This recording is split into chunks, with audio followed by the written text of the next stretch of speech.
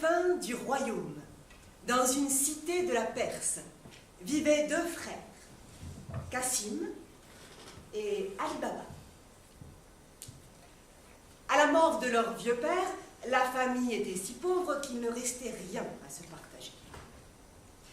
Cassim devint un riche héritier, en épousant une riche héritière acariâtre, tandis qu'Ali Baba vivait comme simple bûcheron, marié à une femme aussi pauvre que lui.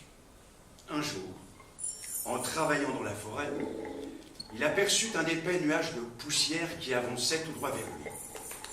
Il distingua une troupe nombreuse de cavaliers. Ils arrivaient ventre à terre.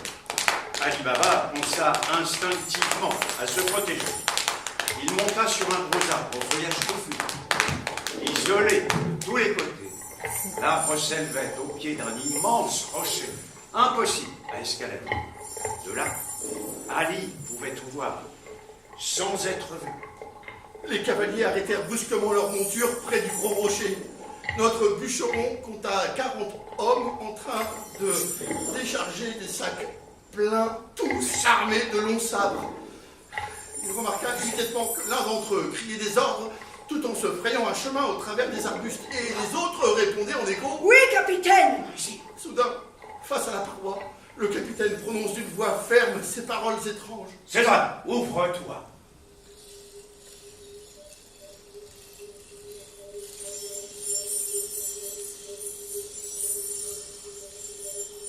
Stupéfait, Ali Baba voit la roche s'ouvrir sur les ténèbres d'une immense caverne, dans laquelle la troupe s'engouffre pour disparaître dans le noir. César, ferme-toi.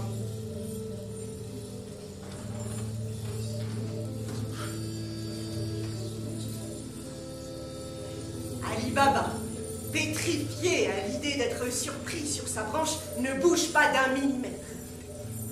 L'attente lui semble une éternité, mais la curiosité l'emportant sur la peur, il se met à prier et à chantonner sans même s'en rendre compte. Enfin, la lourde porte pivote. Laissant défiler les 40 cavaliers avec leurs sacs vides. Fermant la marche, la mine sévère, le capitaine se retourne et dit de sa voix froide. César, ferme-toi. Et toute la bande repart au galop par le même chemin d'où ils étaient venus. Aucun doute possible, ce sont des voleurs. Mais voyons voir si ce bandit est un génie ou si ce rocher peut m'obéir. Si j'essayais, après tout, pourquoi pas? Car ces paroles étranges se sont gravées à jamais dans ma mémoire.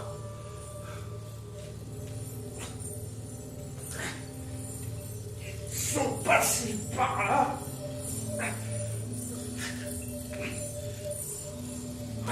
Et puis par là. Mais voilà.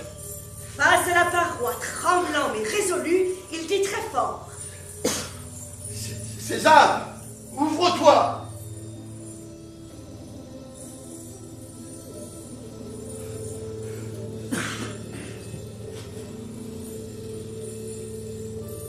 Le bûcheron n'hésite pas une seconde. Il pénètre dans la grotte. À peine à l'intérieur, il prononce la seconde formule magique. César, ferme-toi! Moi qui ne voyais qu'un boyau de ténèbres inquiétant, me voilà dans une grotte, travaillée par la main de l'homme, et bien éclairée. Une voûte, élevée comme une cheminée, recevait la lumière du jour par une large ouverture. Il avance, subjugué.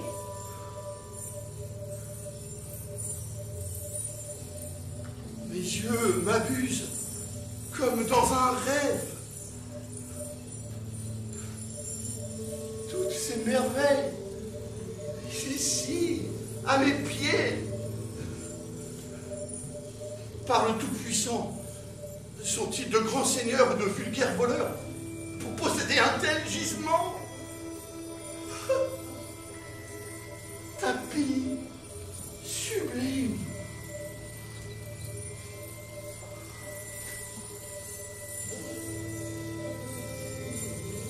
Riche cet homme.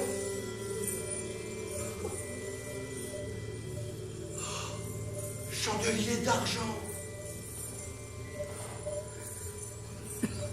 Coupe ciselée.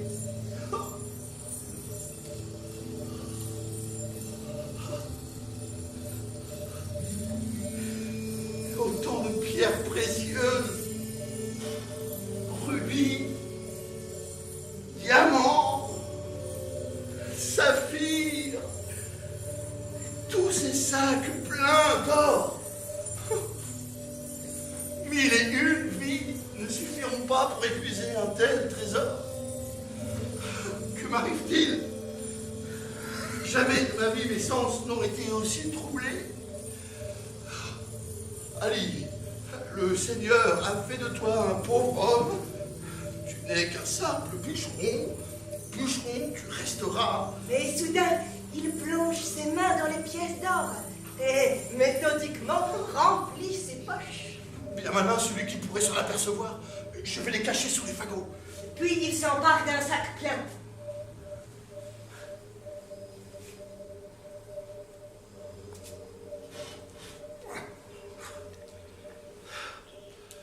Sésame, ouvre-toi.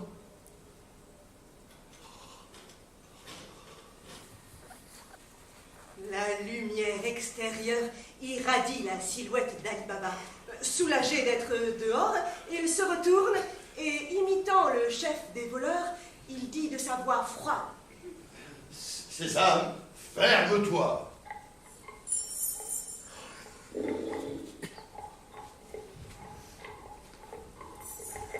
Ali Baba rassemble ses ânes, dissimule son butin sous le bois et reprend le chemin de la Médina.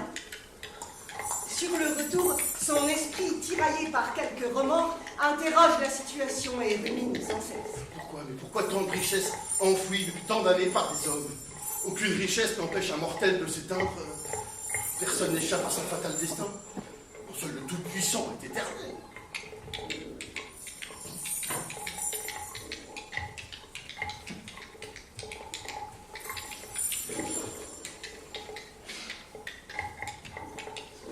Il traverse la Médina en saluant ses amis et marchands, comme à l'habitude, et il prie pour ne pas faire de mauvaises rencontres et pour le salut de ses proches. Comment? Tu es déjà à la maison? Mais que se passe-t-il? Sans un mot, il dépose avec précaution le sac ouvert sur le sofa. À la vue de 30 richesses, celle-ci se fige et ne dit mot.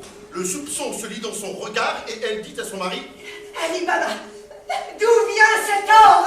Est-ce être un voleur que de prendre à des voleurs? Ne t'inquiète pas, tu cesseras de me soupçonner quand je t'aurai compté ma bonne fortune. D'un coup, il vide le sac et les pièces d'or forment une pyramide. Ah, son épouse est éblouie.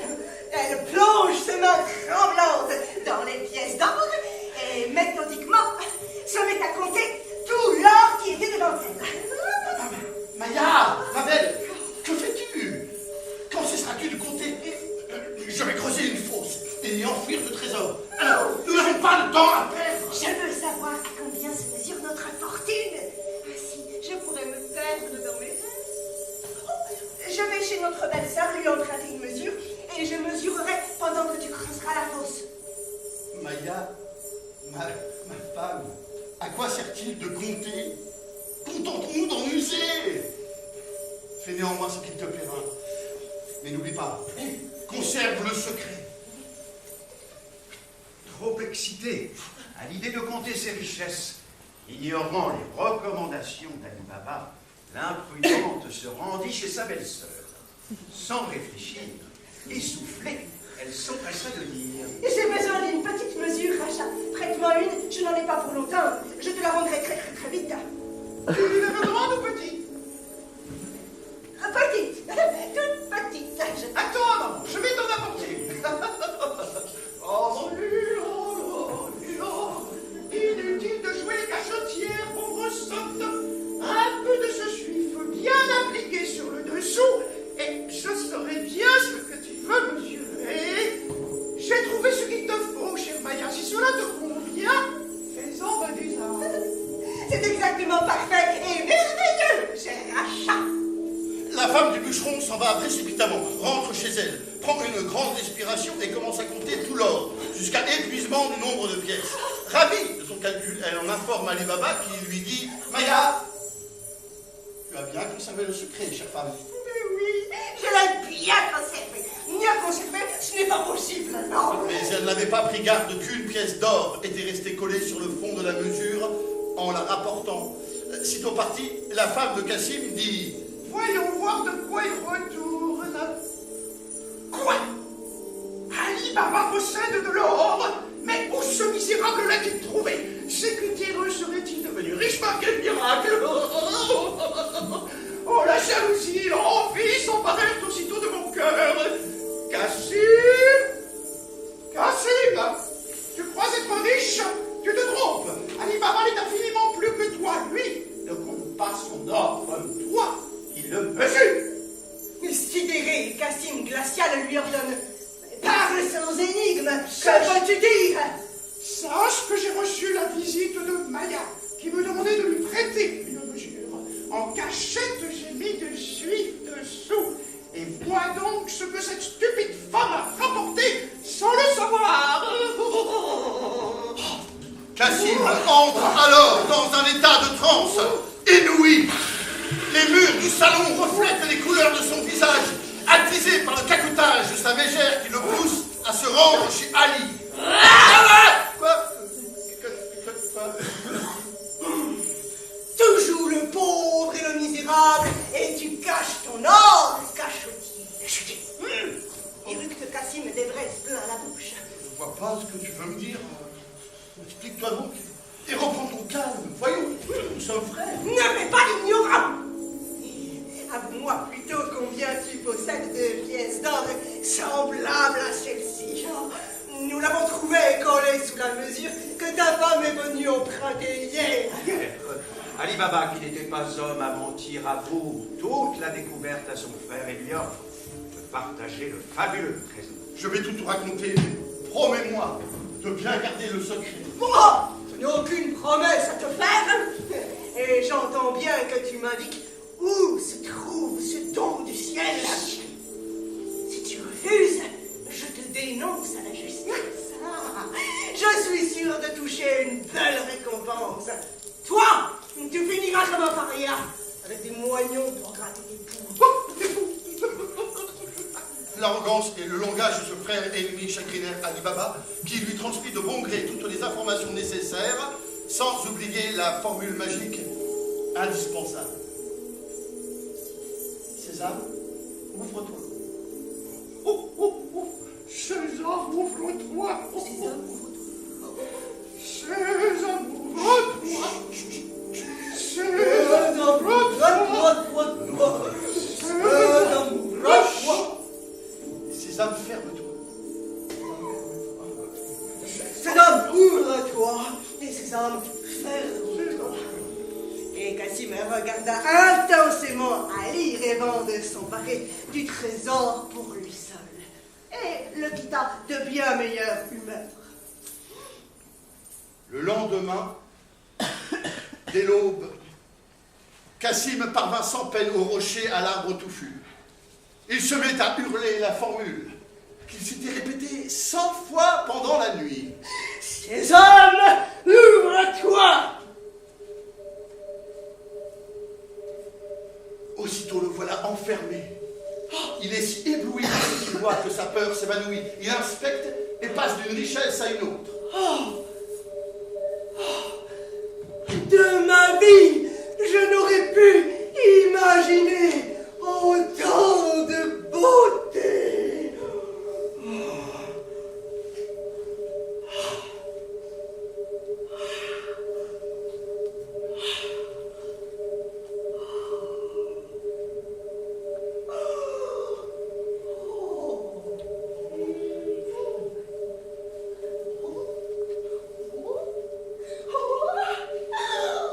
Je ne permettrai jamais à ce plouc d'Ali Baba de s'enrichir à mes dépens.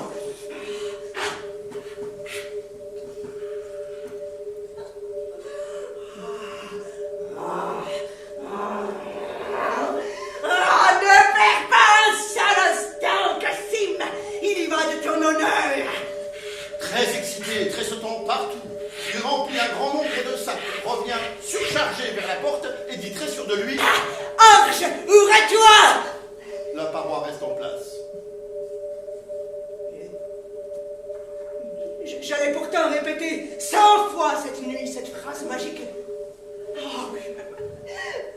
Avoine, ouvre-toi! Toujours rien. Un courant glacé envahit son esprit.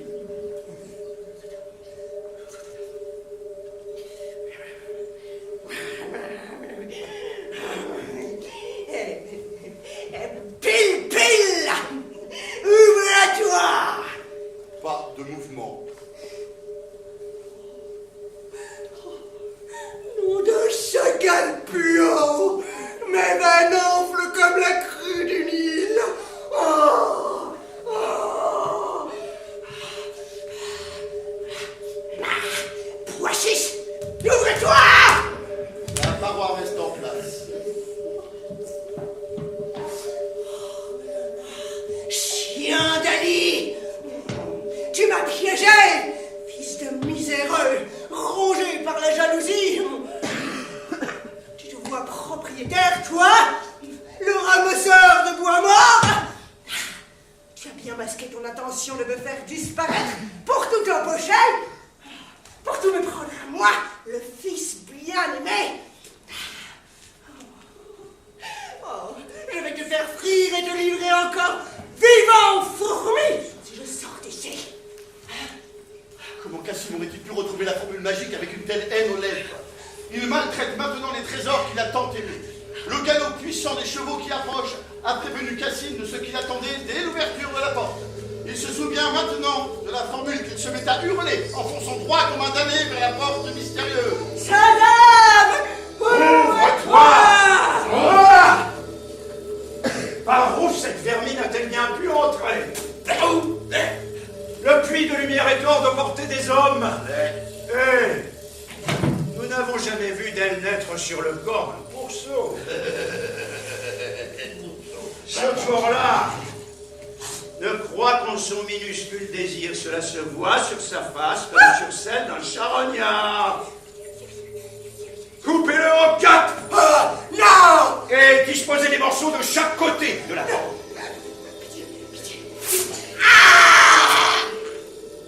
Cassim veut crier grâce, mais il est trop tard. Le voilà divisé en quatre en un instant. Un voleur s'écrie. En voyant ces trophées, les curieux cuiront leurs semelles jusqu'au couchant, capitaine.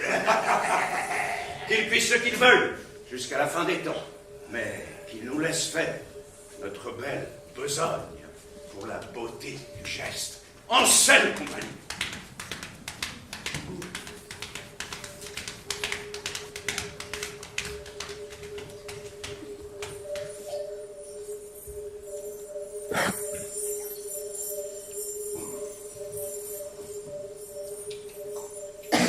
La femme de Cassim, Racha, n'a pas vu le temps passer, tout occupée à rêver à ses nouvelles possessions.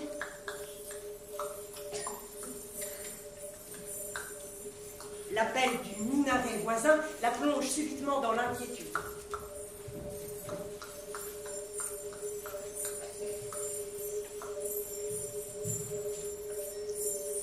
Qu'y a-t-il, belle-sœur? Mon mari n'est pas rentré. Il lui est arrivé quelque chose, je le sens. Je t'en supplie, va voir ce qui se passe. Je regrette déjà de l'avoir envoyé pour vous questionner sur vos affaires. Que vais-je devenir seul s'il lui est arrivé un malheur? Je m'empoisonnerai avec du suif ou je me jetterai dans le puits, tout habillé. Je sais où il est allé, belle-sœur. Il aura dû s'épuiser à vouloir trop charger ses mules et se sera endormi sur quelques tas d'or ou sur un tapis de mousse. Sur un tas d'or, dis-tu? Oh, cours vite le chercher, mon bon Ali.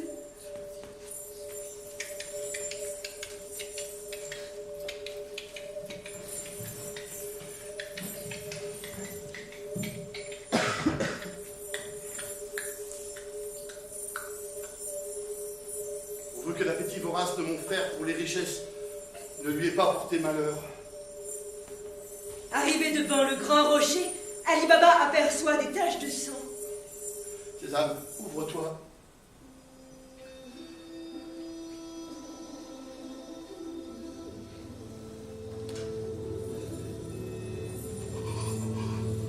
Belle ouverture, la figure d'Ali se fige en découvrant le corps de Cassim.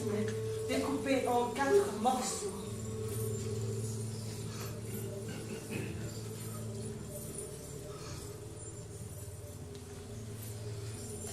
Dieu Tout-Puissant, aide-moi à trouver la force d'emporter cet infidèle. Je ne peux pas le laisser ainsi. Nous avons grandi et porté l'eau ensemble. C'est mon frère.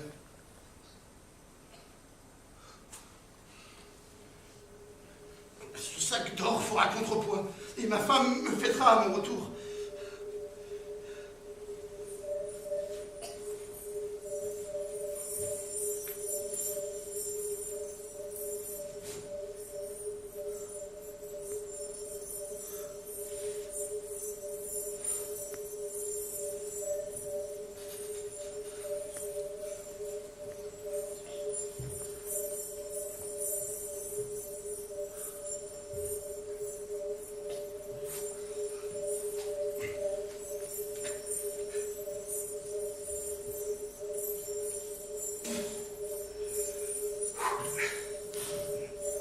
César, ferme-toi.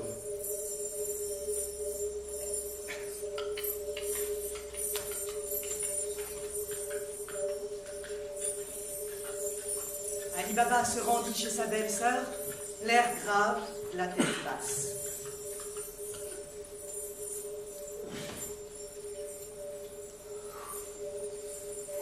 Celle-ci poussa immédiatement de longs soupirs.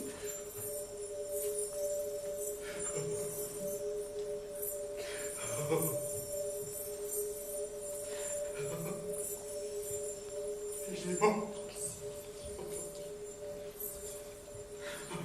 Mon cher ami. Mon Cassim, chéri. Il est mort. C'est fini. Mon Cassimo.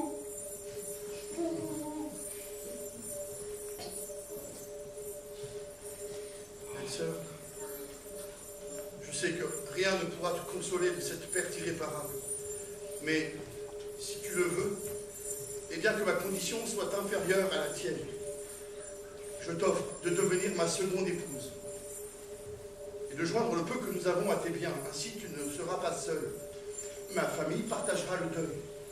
Et il me semble qu'ainsi, chère belle-sœur, ton intérêt est également le nôtre. Celle-ci regarda en l'air, et puis en bas, et puis en l'air, et elle sécha ses larmes. Comme tu as raison, mon bon ami. Je t'épouse. Quand est-ce qu'on s'épouse, Ali? Attendons la fin de notre deuil. Alors je te ferai ma demande selon la coutume. Tu as raison en tout, mon ami Jérémy.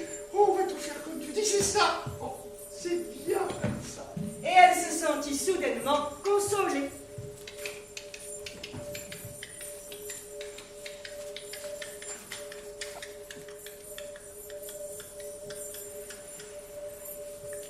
Il alla voir la belle esclave Morgiane, en train de laver le linge dans la cour, et lui dit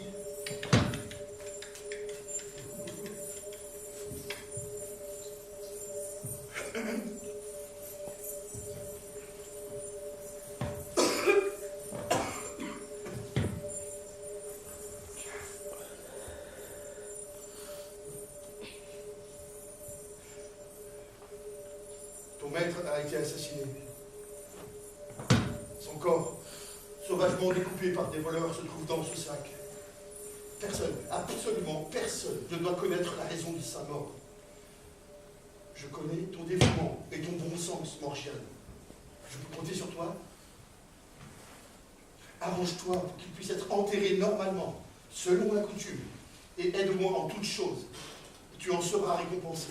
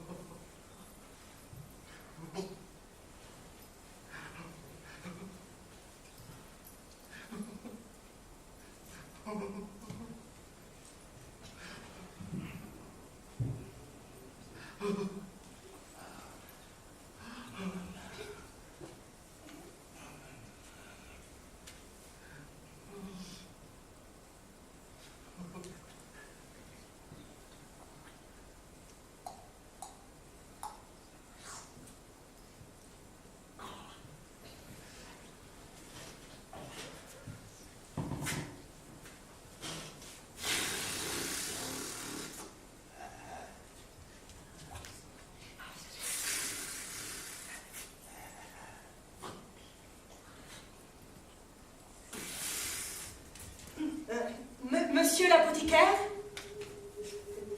On ne comprend rien à la maladie de mon bon maître. Il ne mange plus, il ne dort plus, il ne se lève plus, il ne parle plus. 50 gouttes par jour dans son thé chaud. Ça ira mieux demain. Si Allah le veut.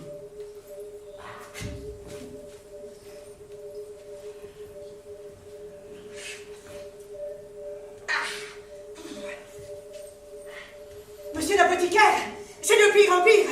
Il ne se lève toujours pas, il crache du sang. 50 gouttes par jour dans son thé froid.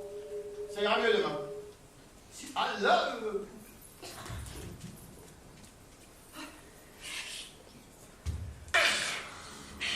Monsieur l'apothicaire, 50 gouttes par jour dans son thé tiède. Ça ira mieux demain. Si Allah le veut.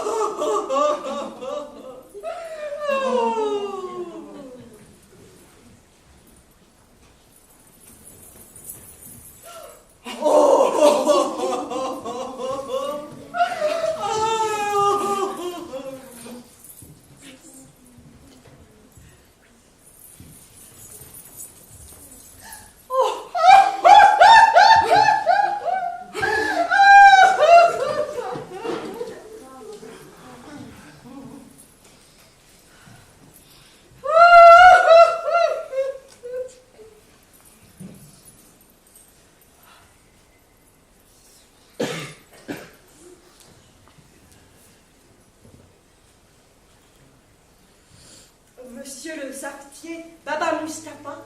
Commença-t-elle en tendant une pièce d'or. Baba Mustapha, homme gai, malin, farceur, répond. Me voilà bientôt riche à ne rien faire. Continue l'opération Bolfé. Je n'ai pas bien vu. De quoi s'agit-il au juste? Prenez le nécessaire pour recoudre un cuir épais, brave homme. Je vous conduirai, tandis que vous aurez les yeux bandés. Rien de tel pour apaiser une conscience tourmentée. Belle étoile matutinale.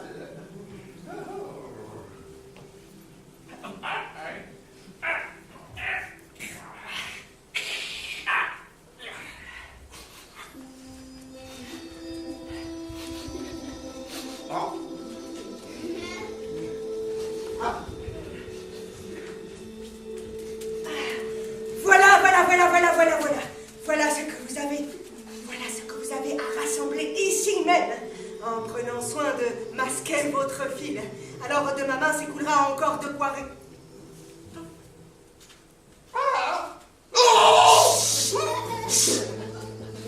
Alors de ma main s'écoulera encore de quoi récompenser votre silence absolu.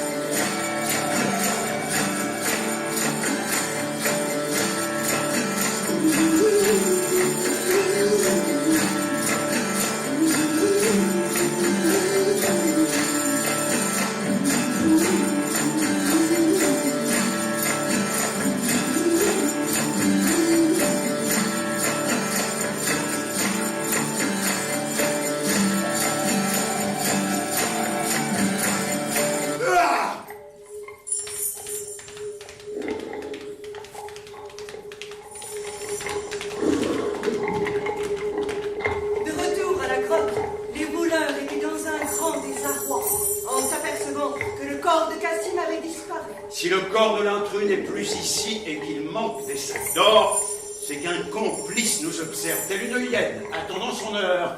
Il nous faut le découvrir au plus vite, avant que toute l'œuvre héritée de nos ancêtres ne soit anéantie. Ouais, à mort, tous sur le complice.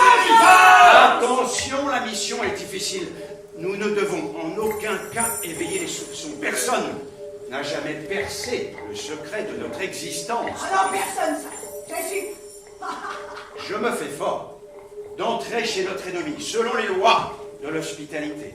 Et dès que j'aurai gagné sa confiance, je vous chargerai d'en finir avec lui et les siens.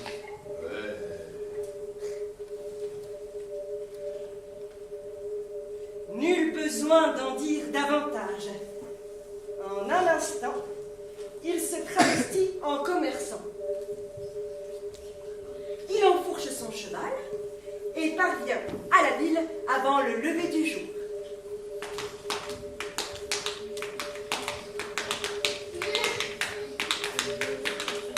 Là, il se dirige vers la seule lueur apparente dans l'empilade des échoppes endormies.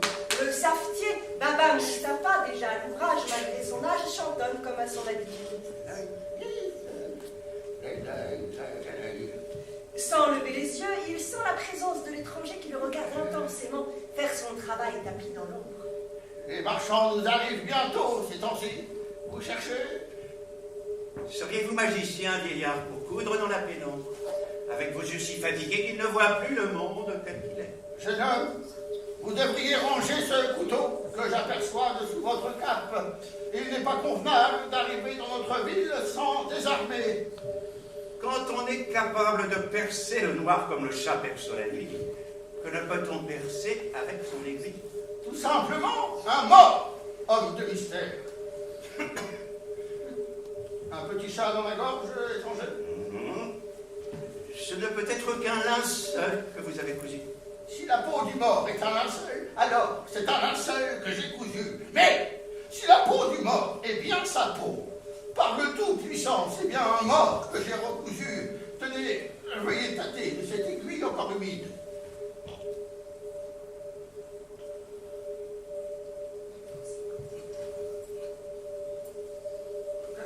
Que puis-je pour vous, glorieux messager du couchant? Menez-moi au plus vite à l'endroit où vos talents excellent. Je tiens à les admirer sur place, sans me faire voir. C'est que mes yeux ont été bandés par la main qui m'a mené sur le chemin. Vous voyez, il me sera difficile d'exaucer entièrement votre souhait, mais avec encore un peu de grandeur d'âme, qui sait, mes narines sauront peut-être nous guider parmi les épices. Alors, veuillez me bander les yeux et donnez-moi lorsque je serai aveugle.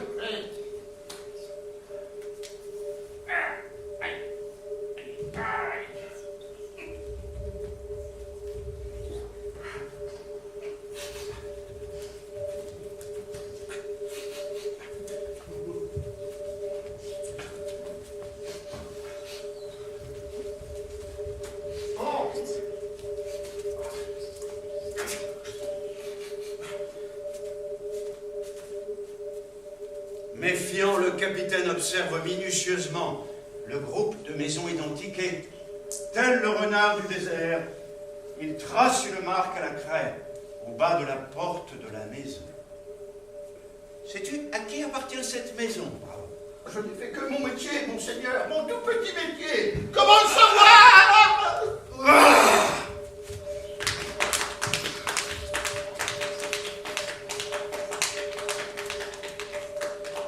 Compagnon de mes plus beaux jours, je sais exactement où se trouve le complice de cette charogne mutilée. Préparez-vous à partir. Ouais, tous sur le complice, ouais! Nous devons être rusés comme des fauves et frappés en plein cœur en endormant sa confiance. Trouvez-moi 39 mules. 39. 39. J'ai des prix sur Et 39 jaravines. Une seule sera remplie et vous serez cachés dans les autres.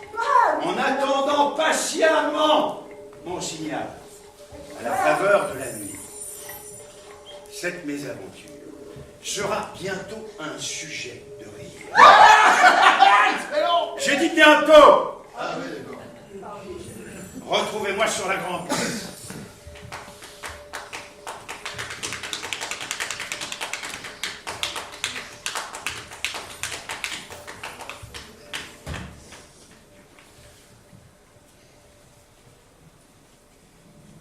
En revenant du marché, l'esclave Morgiane aperçoit la croix blanche qu'elle ne connaissait pas au bas de la porte. Elle chercha aussitôt à comprendre cette nouveauté qui ne lui inspirait aucune confiance. En silence, feignant d'avoir perdu quelque chose, elle se saisit d'un caillou blanc et marqua plusieurs portes au même endroit, comme un faussaire imite les signatures.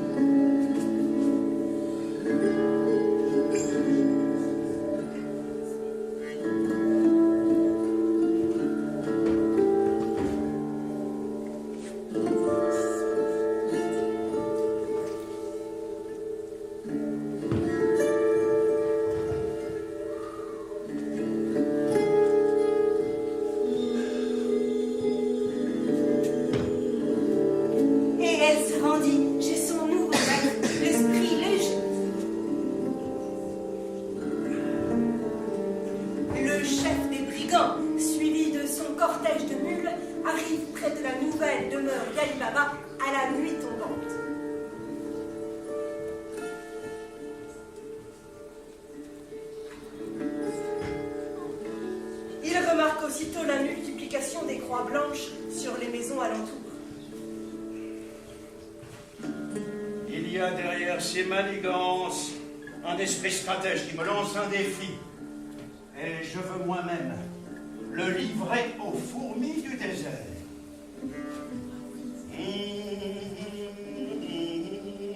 Il entonne un chant afin d'attirer l'attention d'Ali Baba qui prenait le frais sur sa terrasse.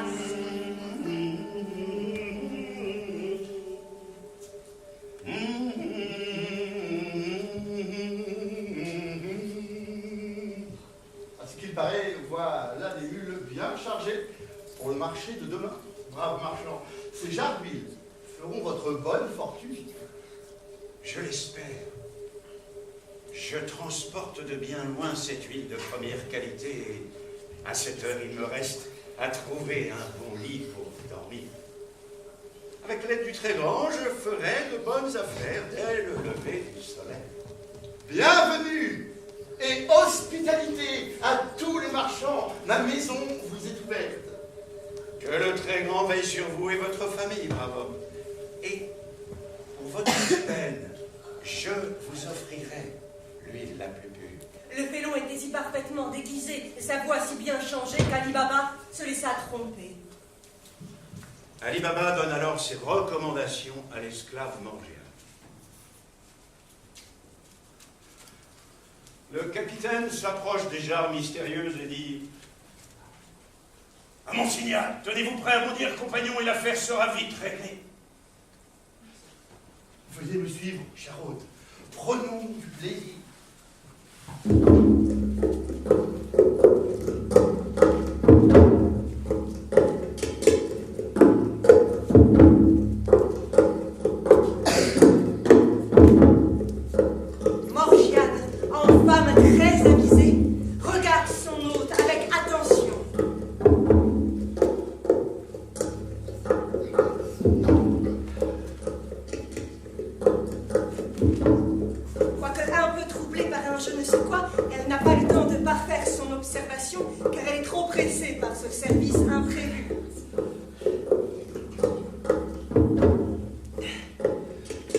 Ma maison vous est ouverte, vous êtes ici, chez vous. Ce que j'ai vous appartient.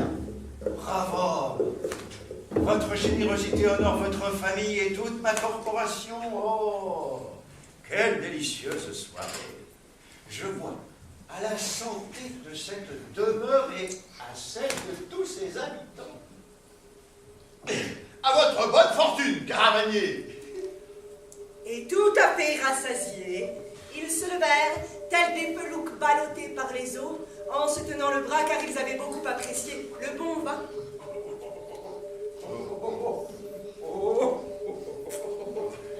Oh, le marchand multiplie les salutations, faisant semblant de se coucher, tout en vérifiant l'excellence de sa lame. Je te réserve 1001 surprises, Ali Baba. C'est un grand homme. Oh, un vénérable personnage. Oh.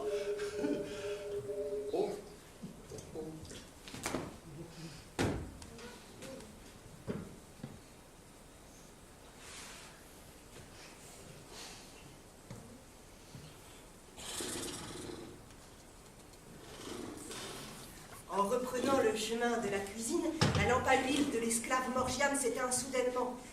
L'idée lui vient naturellement de se servir dans l'une des jarres du marchand sans le réveiller pour si peu. Mais lorsqu'elle s'approche des mules, elle se fige en entendant ces mots. Est-il temps d'agir, capitaine? N'importe quelle autre femme se serait affolée en entendant une jarre parler. Mais Morgiane comprend vite qu'un plan mortel se prépare et qu'elle ne peut faiblir au risque de perdre sa vie et celle de toute la famille. Instinctivement, elle répond en prenant une voix d'homme. Pas encore, mais bientôt. Est-il temps d'agir, capitaine? Puis de jarre en jarre, la même question lui parvient. Pas encore, mais bientôt. Est-il temps d'agir, capitaine? Pas encore, mais bientôt. Est-il temps d'agir, capitaine? Pas encore, mais bientôt. Est-il temps d'agir? Pas encore, mais bientôt. Pas encore, mais bientôt. Cela fait, elle a déjà son plan pour châtier définitivement ces cafards mal intentionnés tapis dans les vitres. Sur la pointe des pieds, elle ramène l'unique jarre pleine d'huile à la cuisine pour la faire bouillir et revient brûler les bandits.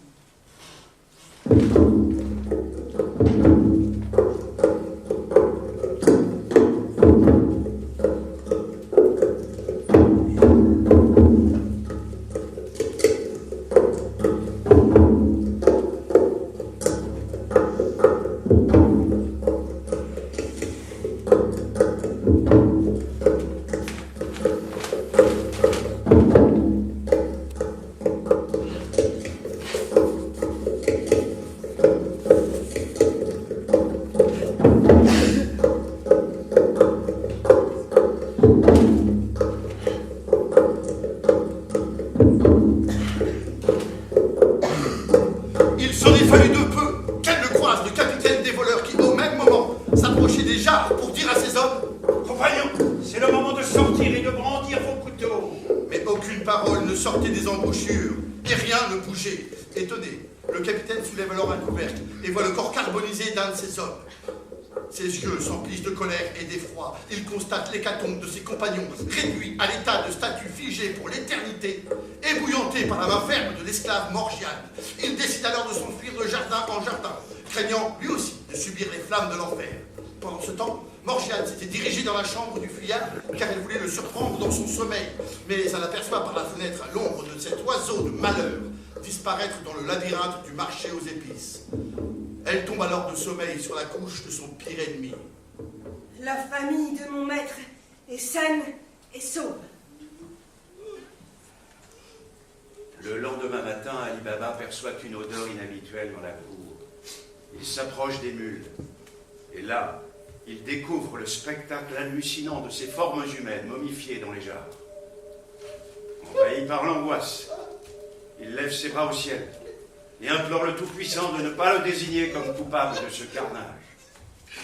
Aussitôt réveillé par ses plaintes, l'esclave Morgiane accourt près de lui pour tout lui expliquer.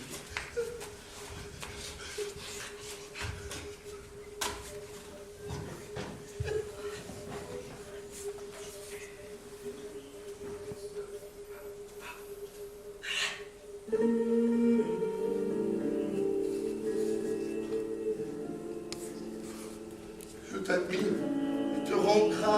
Morgia, d'avoir sauvé nos vies. Comment une femme aussi discrète que toi a-t-elle pu trouver le courage digne d'un grand guerrier pour accomplir un pareil exploit? Je veux prendre mon temps pour ta complète récompense, mais dès à présent, je t'affranchis de ton esclavage. Tu es une femme libre. Je mets ma liberté nouvelle à votre service, mon maître.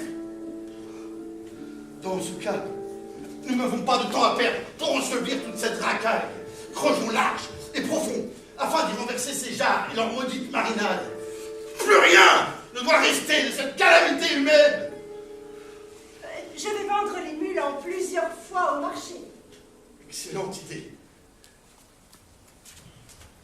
Seul survivant du clan des voleurs, le capitaine, retourné dans la forêt, est assis, prostré, impassible, le regard fixe. Il dit: Le destin nous réserve de bien cruelles surprises. J'ai perdu tous mes braves compagnons de rapine, vous qui faisiez corps avec moi, toujours prêts à risquer votre vie pour la cause. Votre hardiesse sera votre linceul. Qui, désormais, saura braver les convois et les gardes en armes, les féroces tempêtes du désert, les poursuites infernales dans la fournaise? Je vais souffrir longtemps à le recompère, avant de vous retrouver dans l'autre monde. Alors que derrière lui, le trésor scintille comme la voûte céleste. Pour la première fois depuis très longtemps, une tristesse infinie se lit sur le visage de cet invincible brigand. Il sait cependant ce qu'il lui reste à faire. Et calmement, il endosse la vie d'un modeste pèlerin en route pour la Mecque. Tu ne résisteras pas longtemps à mon allure d'honnête homme plus humble et plus désintéressé que toi, Ali Baba. Plus il s'approche de la Médina, plus sa silhouette, habitée de ferveur, inspire le respect dans les regards alentours. Il se fabrique une réputation d'homme pieux qui renforce la foi de tous ceux qu'il rencontre. Il dort simplement ici ou là, car l'hospitalité ne manque pas pour accueillir ses paroles sages au souper. Lorsque le faux croyant déroule son tapis près de la nouvelle demeure d'Ali Baba, celui-ci goûte paisiblement son bonheur d'être au monde, en pensant à ses proches. La réputation du pèlerin ayant fait le tour des cafés, Ali Baba n'est pas surpris d'entendre par-dessus le muret une voix ardente dire la prière du cochon. Eh bien, saint homme, que dites-vous de cette soirée? Si toutes les soirées égalaient celle-ci en douceur et en parfum, nous n'aurions plus aucune raison de besogner, bravo.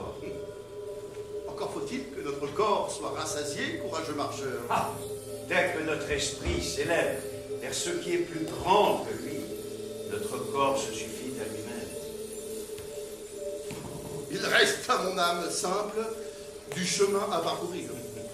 Car quel corps résisterait à cette odeur insistante de grillades marinées et de semoule bien garnies? Mon esprit s'élève à l'idée de vous recevoir, homme de Dieu. Ne refusez pas notre humble hospitalité. Je l'accepterai bien volontiers, homme de bonté, mais je crains d'être impoli envers vous, car mon corps ne souffre pas le sel.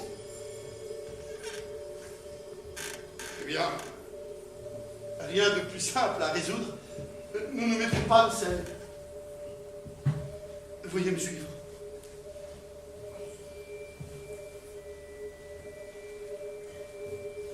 Depuis la fuite du chef des voleurs, Morgiane reste sur ses gardes, toujours prête à défendre la famille de son maître. Cette nouvelle exigence lui met aussitôt la puce à l'oreille. Tandis qu'Ali Baba invite son hôte, elle remplit les verres, dispose les coupes fins, tout en observant ce malappris qui refuse le sel de l'amitié alors qu'il respire la santé.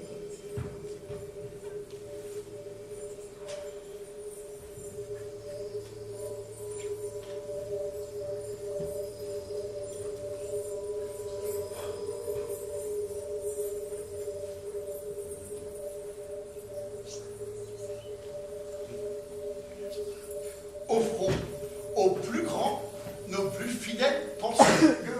mauvaise pensée reçoive son pardon.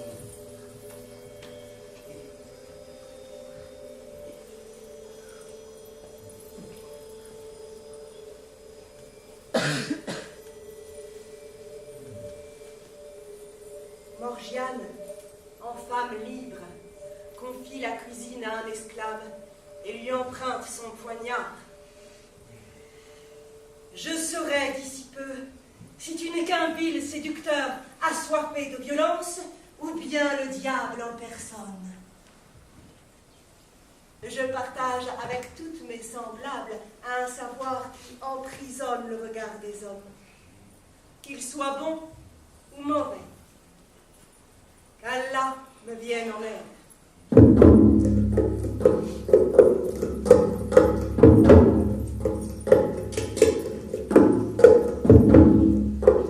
Quelle merveilleuse surprise! Morgiane, moi qui te croyais au fourneau, n'est-elle pas une étoile vespérale? Le Seigneur nous envoie de quoi espérer dans le salut de notre âme entachée.